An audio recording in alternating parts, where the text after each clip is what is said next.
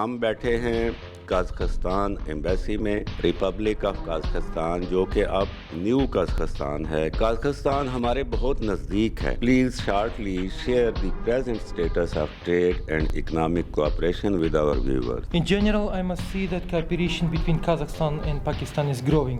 Our leaders, they meet on regular basis, and it was agreed that we need to elevate cooperation between our two brotherly nations to a new level. It is not only about economic or trade relations. It is much more our cultural relations. What you have observed reciprocal from Pakistan. Pakistan is also considering direct flights like Scat Air or not. Frankly speaking, to resume these flights, we should have talks on the facilitation of our visa regime. This is very important.